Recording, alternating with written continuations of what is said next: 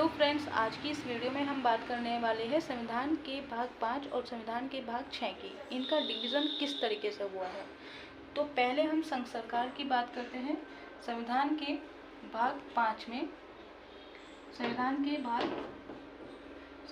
भाग 5 में आर्टिकल 52 से लेकर के आर्टिकल 151 में क्या संविधान के भाग 5 में आर्टिकल 52 से लेकर के आर्टिकल 151 में किसका उल्लेख मिलता है?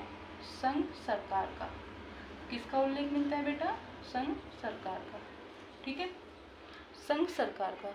अब इन आर्टिकल को किस तरीके से बांटा गया है? इन आर्टिकल को किस तरीके से बांटा गया है? तो संघ सरकार को देख लेते हैं किस तरीके से बांटा गया है। आइए, ये इसमें आएगी आपकी कार्यपालिका। संघ सरकार के आपको पता ही है कि 3 अंग होते हैं। 3 अंग होते हैं, कार्यपालिका, विधायिका और न्यायपालिका। कार्यपालिका, विधायिका और आपकी क्या हो जाएगी? न्यायपालिका।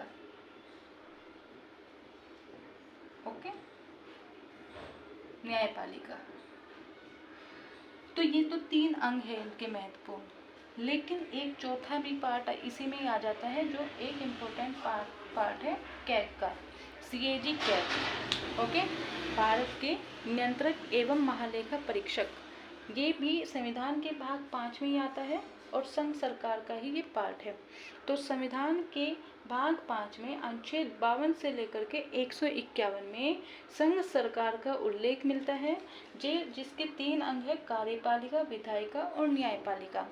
इसमें एक महत्वपूर्ण पद ये कैग भी संविधान के भाग 5 में ही आ जाता है। तो इसमें ये जो आर्टिकल हैं, इन सभी आर्टिकल में कौन कौन से पार्ट आते हैं तो देख लेते हैं। कार्यपालिका का उल्लेख किस आर्टिकल में मिलता है? कार्यपालिका का उल्लेख 52 से लेकर के 78 तक का मिलता है, यानी कि 52 से लेकर के 78 तक में क्या आती है? कार्यपालिका। आर्टिकल 52 से 78 में कौन आती है? कार्यपालिका। और विधायिका किस में आती है? विधायिका 79 से लेकर के 123 में आती है, यानी कि कार्यपालिका का उल्लेख मिलता है 52 से 78 तक और 79 से लेकर के 123 तक मिलता है विधायिका का उल्लेख। अब बात करते हैं न्यायपालिका की। अब देखो, इससे आगे क्या आएगा? 124। तो 124 से लेकर के 147 तक किसका उल्लेख मिलता है? न्यायपालिका का। और बाकी इसके बाद क्या आएगा 147 से? तो 148 से लेकर के 151 में जो उल्लेख मिलता है वो मिलता है कैग का, भारत के नियंत्रक एवं महालेखा परीक्षक। भारत के नियंत्रक एवं महालेखा परीक्षक। ओके, तो ये पद भी इम्पोर्टेंट है। ठीक है, अभी मैं थोड़ा आपको आर्टिकल का डिवीज़न बता रही हूँ कि कौन से आर्टिकल में क्या क्या आता है। संविधान के भाग 5 में किस तरीके से बांटा गया है। कार्यपालिका का उल्लेख संविधान के भाग 5 में, मतलब कि आर्टिकल 52 से 78 में। विधायिका का मतलब क्या है? इसमें आपकी लोकसभा, राज्यसभा आ जाएगी और न्यायपालिका आपकी इसमें सुप्रीम कोर्ट आ जाएगी। ओके, और कैग आपका एक नया पद है, आपका ये अलग पद है। और इस कार्यपालिका में कौन कौन आते हैं? राष्ट्रपति आ जाएंगे। कौन आएंगे? तो कार्यपालिका में आपको राष्ट्रपति को पढ़ना होगा, उपराष्ट्रपति को पढ़ना होगा, ओके, और मंत्री परिषद को पढ़ना होगा। और एक पद आता है इसमें महान न्यायवादी, जो कि मोस्ट इम्पोर्टेंट है, महान न्यायवादी, जिसका आर्टिकल 76 है। और फिर भारत सरकार के क्या मिलते हैं इसमें? भारत सरकार के कर्तव्य भी मिलते हैं। भारत सरकार के कर्तव्य, ठीक है, किस में मिलते हैं भारत सरकार के कर्तव्य? ये 77 से 78 में मिलते हैं, 77 से 78 में। ओके, एक बार से फिर से रिकॉल कर लेते हैं। 52 से लेकर के 151 में संघ सरकार को उल्लेख मिलता है संविधान के भाग 5 में। इसके 3 मुख्य अंग हैं, कार्यपालिका, विधायिका और न्यायपालिका। ये कैग अपना अलग पद है। कार्यपालिका में आपके राष्ट्रपति का उल्लेख 52 से लेकर के 62 तक मिलता है। उपराष्ट्रपति का उल्लेख 63 से लेकर के 73 तक का मिलता है। और इसमें मंत्रिपरिषद का उल्लेख 74 से लेकर के 75 तक का मिलता है। तो ये है आपकी कार्यपालिका। कार्यपालिका में राष्ट्रपति, उपराष्ट्रपति, मंत्रिपरिषद, महान्यायवादी और भारत सरकार के कर्तव्यों का उल्लेख जो है ये पूरी कार्यपालिका में है। और कार्यपालिका पूरी 52 से 78 तक की है। उसके बाद आप विधायिका में लोकसभा और राज्यसभा पढ़ते हैं। और ठीक उसी तरह राज्य सरकार की बात करते हैं तो उसमें विधानसभा और विधान परिषद पढ़ते हैं। इसमें न्यायपालिका सुप्रीम कोर्ट पढ़ेंगे, सर्वोच्च न्यायालय पढ़ेंगे, जबकि उसमें राज्य की सरकार में जो राज्य की सरकार होगी उसमें हाई कोर्ट, उच्च न्यायालय पढ़ेंगे। इसमें कैग का उल्लेख दिया गया है। ठीक है, अब बात हमने इसका डिवीज़न कर लिया संघ सरकार का। अब हम डिवीज़न करेंगे राज्य सरकार का, क्योंकि फिर ना बेटा पहले डिवीज़न आपको अच्छे से होना चाहिए ना। फिर अगर डिवीज़न आपने अच्छे से कर लिया कि किस आर्टिकल में कहाँ तक राष्ट्रपति आता है, कहाँ तक राज्यपाल आता है, कहाँ तक मंत्रिपरिषद आएगी, कहाँ तक कैसे कैसे न्यायपालिका विधायिका आएगी, तो बेटा पढ़ना जो है वो आसान हो जाता है। ठीक है, पढ़ना आसान हो जाता है। तो अब जो करेंगे हम वो राज्य सरकार के भाग 6 और आर्टिकल 152 से 237 तक की बात करेंगे। चलिए अब देखो बेटा, इससे पहले हमने क्या किया है, संघ सरकार क्या है, तो अब हम करेंगे राज्य सरकार।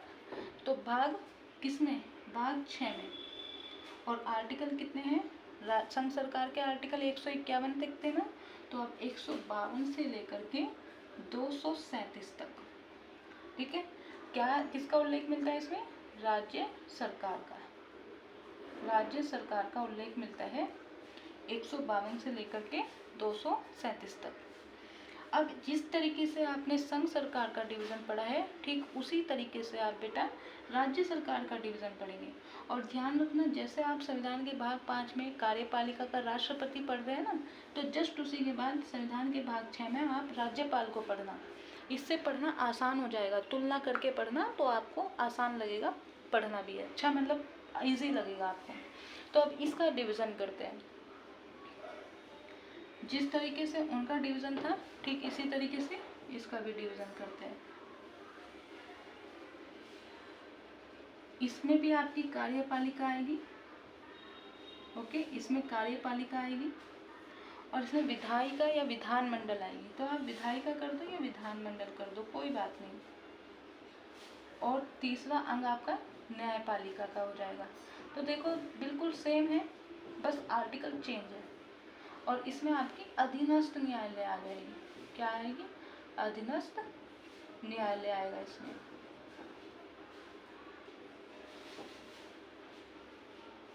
ठीक है, तो अब इसमें आर्टिकल की बात करते हैं। ये 152, इसमें आर्टिकल जो है 152 से लेकर के आर्टिकल 152 से लेकर के 167 तक के हैं। और कहीं कहीं ना इसमें 153 भी लिखा हुआ है कि 153 से 167 तक है।